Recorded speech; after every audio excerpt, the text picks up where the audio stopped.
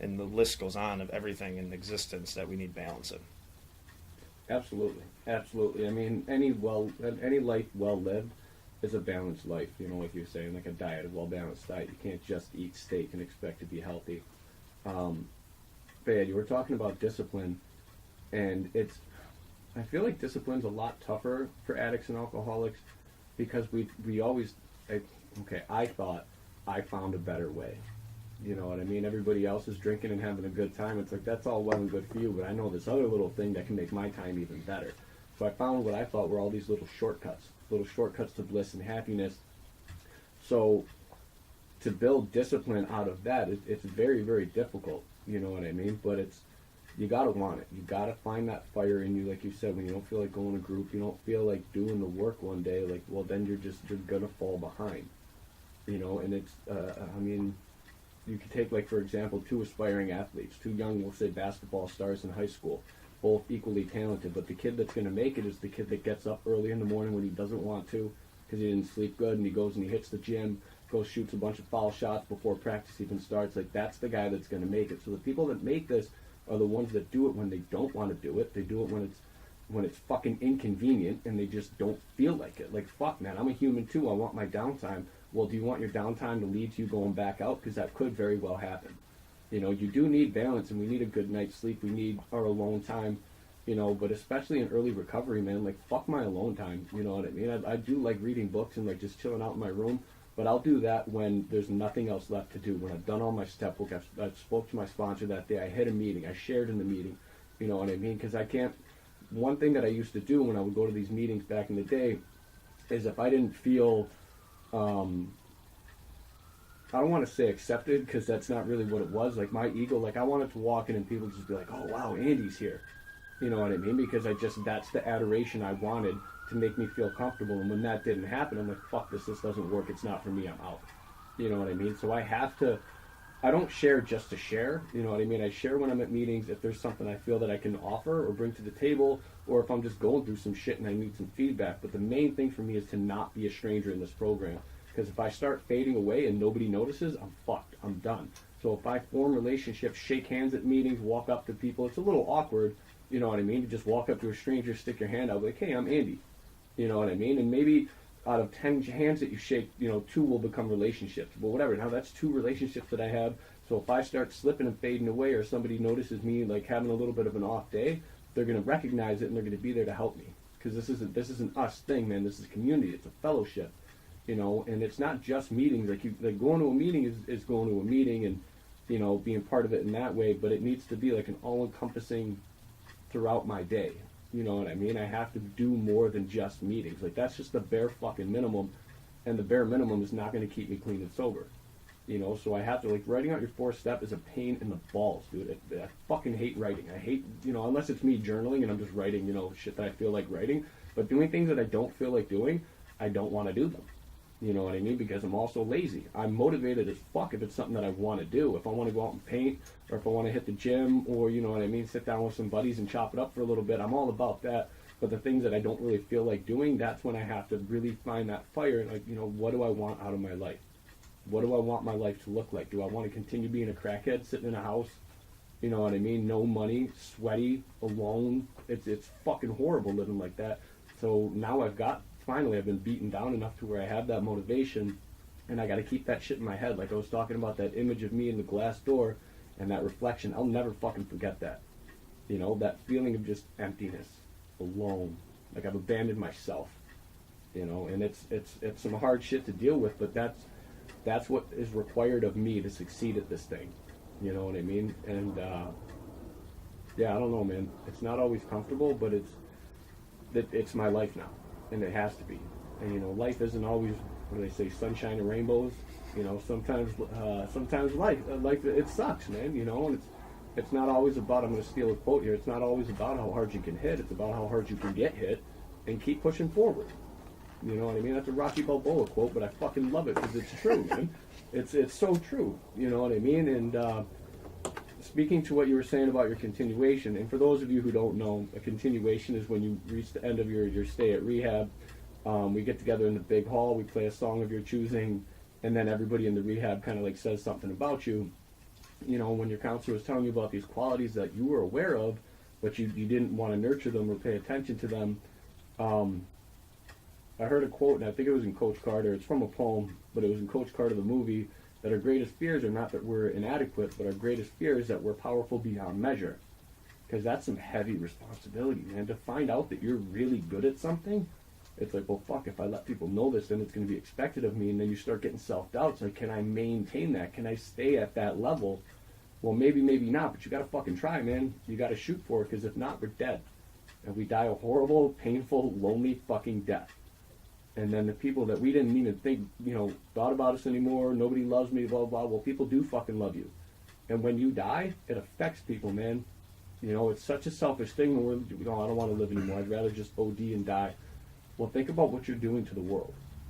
You know, we have an impact on the world, whether we know it or not, man. Like, we're a part of this thing, and it's important that I keep that in mind, because, like, if I do die, you know, friends that I haven't seen in years, when they hear about it, it's going to hurt them.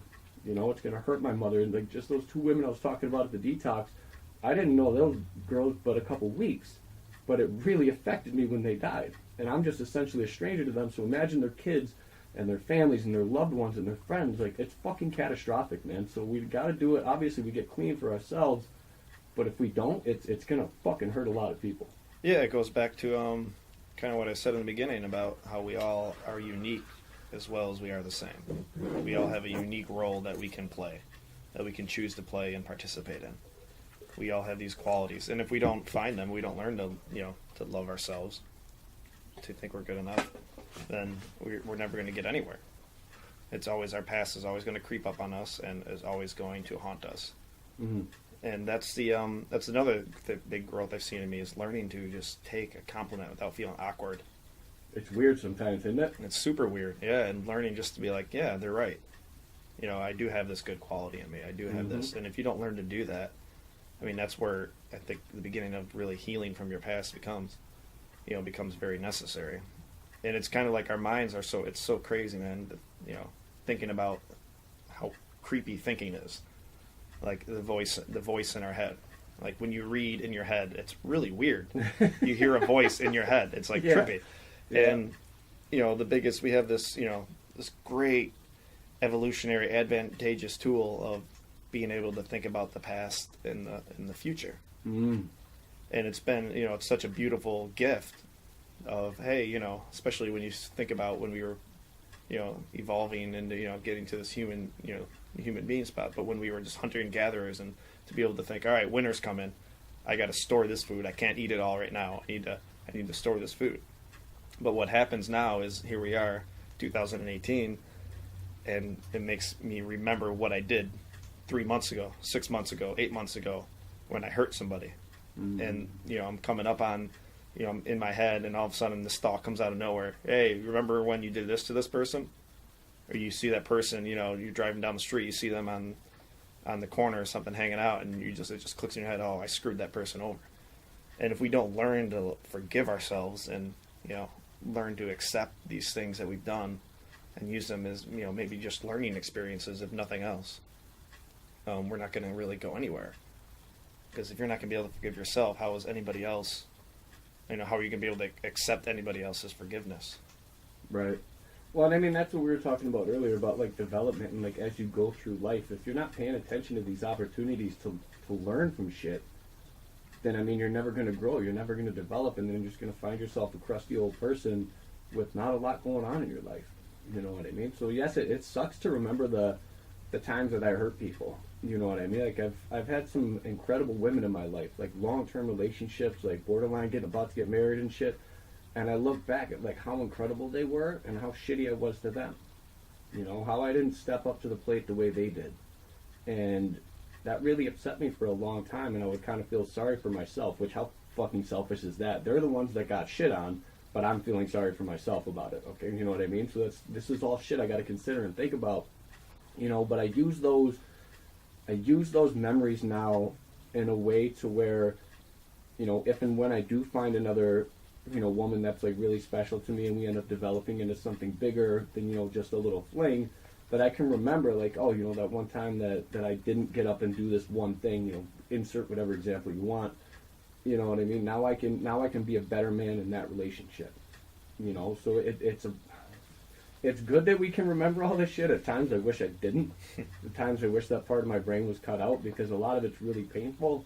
But that's where willingness comes in again. Do I want to be a coward and run from those pains, the pains that I created? Or do I want to be a man and, you know, pull up the bootstraps and be like, yes, I did that, and I never want to do that again. So this is how I'm going to avoid that and work through it. Well, think about it kind of like, you know, back in the caveman days, you're walking down with 3 of your caveman buddies, and a saber-toothed tiger jumps out of the bushes and kills one of them, and you run away. Like, you being able to remember, okay, when we went this way, Yeah. a saber-toothed tiger came out, he lives over here, so I remember that, I'm going to go over here.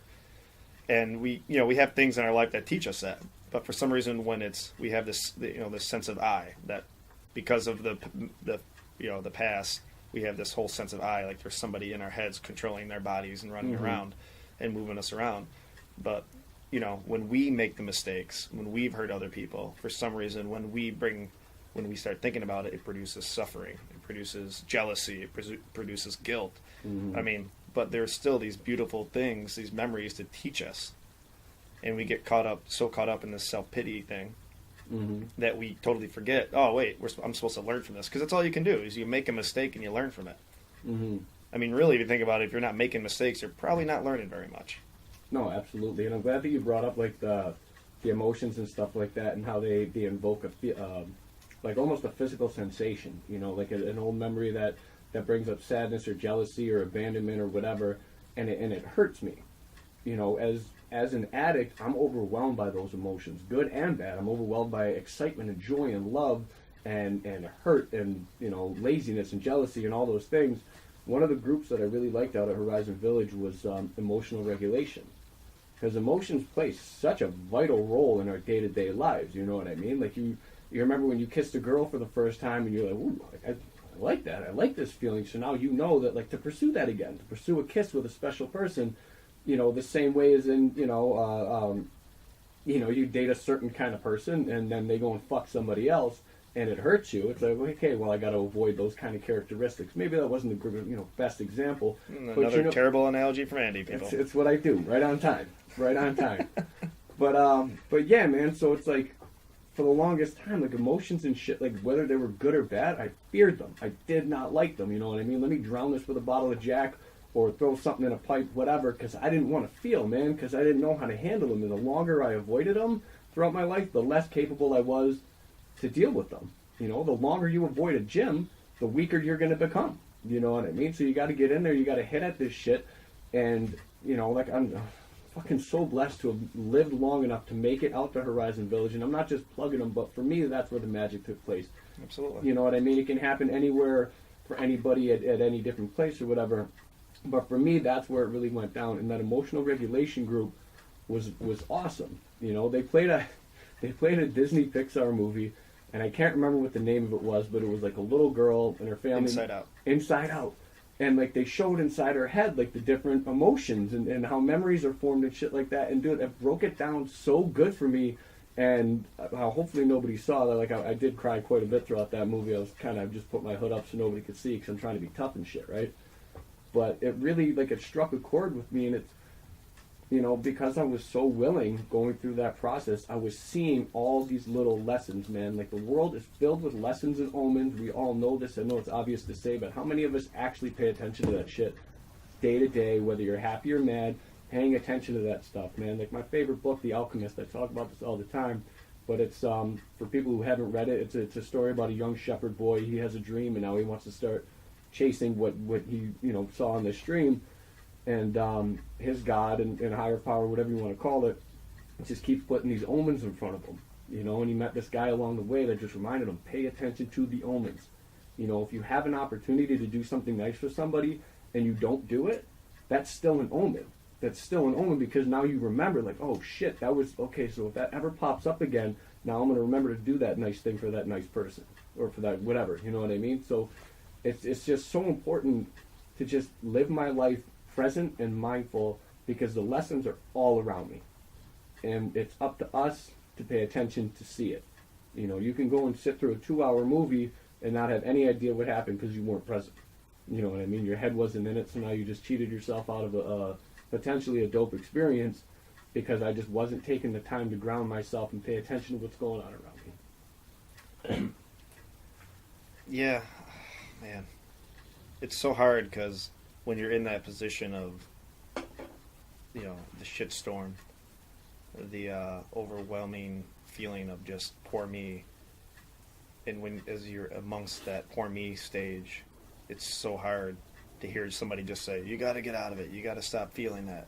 Yeah. You got to get this going. You got to learn from this. Come on." And yeah. You got to get the fuck out of my face. Yeah, it just totally comes down to just having that determination, having that. I mean, like I said, we're all so different. Everybody has a different way of how they're going to get connected to this. Disciplined, determined. You know, I'm willing to not feel bad anymore about myself, not come up with excuses, not walking around this chip on my shoulder as if the world owes me something attitude. And we gotta just get ourselves out of it. It's so easy to slip in. I find myself trying to slip into it all the time. You know, no matter what it is, even everything could be 100% your fault, and you still want to slip into this poor me attitude. And we just gotta get out of it. We cannot sit in it any longer, or else nothing is going to change. You're never going to have any willingness, any discipline, any determination to get your ass off the ground, dust yourself off, and keep moving forward. Yeah. Because that's it. I mean, we all have it. We all are suffering. We're all going through crap. We all are having bad experiences that come in our lives that are going to hit us now, you know, before we were getting high, why we were getting high, and after we were getting high. We're going to have experiences. People are going to die around us. A friend's going to screw us over that we trusted. A significant other is going to cheat on us. I mean, something is going to happen along the line. Somebody's going to get sick with a terminal illness. It's going to happen. It's inevitable. That's what existence is these things happening. And we have to find a way to get up. And whatever that way may be, it's going to be different for me. It's going to be different for you. It's going to be different for everybody else. But we have to find that way. And when we try to find a way and we don't get it, we got to get back up again and find another way. And try a different way, because it goes back to learning from our failures. I failed at this time. This is my 7th time in rehab. What am I going to do differently now? What do I have to do differently? If I really want to get clean, I really want to change my life, I really want to have meaning and purpose throughout my life and feel this way and feel wanted and feel loved and feel accepted, we have to find our own way to doing that. And you know, it's something, you're right, it's something that we all go through. And this is something that I got from you when we were still just roommates and before we were doing this thing, and you were sharing an experience with me. I think it was when you were locked up and you were really down in the dumps, and it dawned on you, like, I have a choice on how I want to feel right now. You know, we all have that choice, whether we like it or not. Sometimes we want to sit in our own shit and feel sorry for ourselves, little pity party, whatever you want to call it. But whether we like it or not, we have the choice to say, no, fuck this. I'm not going to sit here and feel sorry for myself. What can I do to improve this situation? Be it just something as simple as changing my mindset to something positive, you know, which it's simple, but it's not always easy, you know, and it takes a lot of guts sometimes to really, like, you know, pull yourself up out of some shit. But we do have that choice, you know, and we can't point fingers and say, well, it's your fault that I'm sad. It's your fault that I'm hurt. You know what I mean? And somebody may do something to you that does hurt you, but it's up to you how you react to it. You know what I mean? We're not at fault for a lot of things that happen in our lives. You know what I mean? It's not my fault we grew up poor. But now I have a choice to really work my ass off and get myself to a point, you know, where I feel good and stable and successful. We all have that choice, especially, dude, like, this is America. This is America. If you don't fucking make it here, it's because you didn't want to. You didn't want it bad enough. We did nothing to be born in this part of the world, and so many of us, myself included, just piss on that opportunity. Like, people are willing to swim across the ocean to get to where we are. And here we got born into this through no doing of our own, and I have the nerve to feel sorry for myself. I have the nerve to point fingers and point blame. You know, maybe when you're a kid and you're kind of helpless and you don't have the choice to go out and work and, you know, do different things or, you know, whatever. Like, you're just a kid.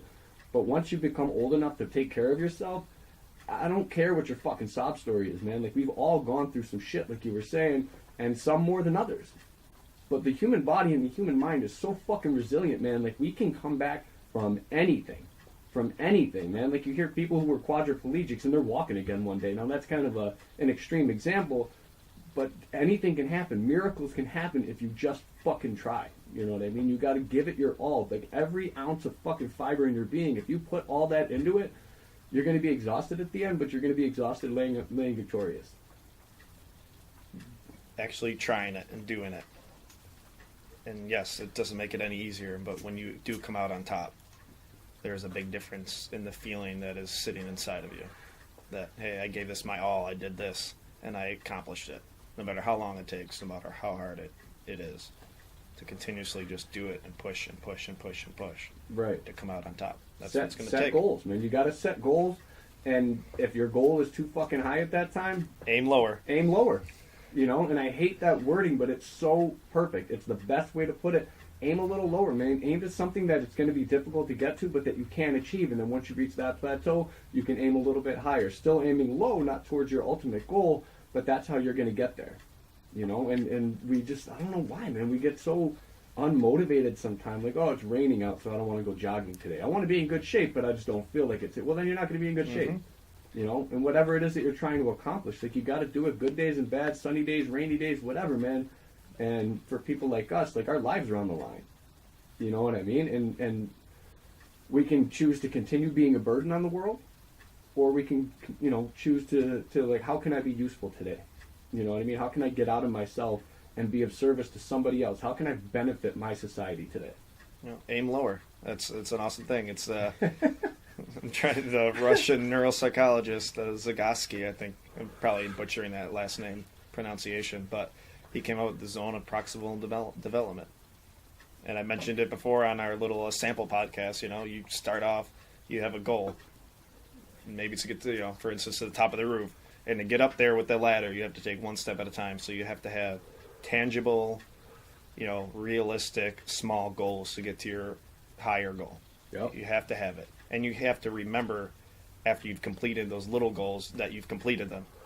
Because it's easy for that to become an expectation where you are not rewarding yourself anymore, where you're not remembering, oh, wait, I achieved these first six goals to get to this, 15th goal, which is my main goal, my long-term goal. But I've achieved these, half of them, because if you get stuck at, goal 7 and you forget about all the other first 7 goals that you made, it becomes an expectation. You start getting pissed off at yourself. Why am I not growing faster? Why am I not doing this at a faster rate? So compare yourself to who you were yesterday, not to who somebody else is today. Oh, I love it. But yeah, that's absolutely right, man. It's important to always give yourself credit. Maybe not to praise myself, because it's a fine line between ego and just, acknowledging that I did something well. And it's start your day with an attaboy. Give yourself a pat on the back. Make your bed. I got up, I made my bed today. I got up in time to make a good breakfast and brew some coffee. Did some dishes. Did some dishes. Like, be productive, man. Be productive throughout your day, whatever it may be. Maybe small things, like you said, how come I'm not growing fast enough? Well, some days are just going to be slower than others, but you can always do something to contribute to your ultimate goal. You know what I mean? Because no matter how hard we try, we don't control time. We can't push time faster. We can't slow it down. It goes at its own pace. And we got to work with that. And there are going to be some days where you just make progress in leaps and bounds, man. And whatever it is that you're trying to accomplish, be it sobriety or getting a degree or whatever you might be wanting to do, you want to run marathons, you get yourself to where, like, oh, I can run 10 miles all of a sudden. And then your progress slows and you can only run 10.5 miles for the next 6 months. But you're still making progress. And even if you don't make any physical, progress that you can write down on paper, you're still accomplishing something by getting out there every day and fucking trying, man. You know what I mean? Sometimes you're maybe even gonna fall backwards or whatever, or pull back a little bit. But to keep pushing through that is the important thing. You know what I mean? Like, it's not always gonna be gravy, man. It's not always gonna be, crazy progress and getting a trophy every day. Like, some days you're just gonna make it through the day, and that's all right. But like you were saying, man, if you made your bed that day and you had the day from fucking hell, at least you come home to a comfortable made bed. Yeah, so I guess wrapping things up here, dig out the roots. Keep finding the roots that keep growing back, that keep hindering you from growth. Set attainable goals, small goals, keep going at them. And just be disciplined. Just think of the end results of what it's going to be. You know, you don't want to get up and do yoga in the morning, but think about how great your body feels instead of thinking about how annoying it is to get up and do that. Right. Never lose the willingness. Remember that fire in your belly, man. Even if it's just a flickering little light, hold on to that shit. Get that back to a bonfire. And that's going to be a wrap there, buddy. Episode 1. Episode 1 of Room 9. Room 9, the recovery podcast and other life shit. From addicts, for addicts.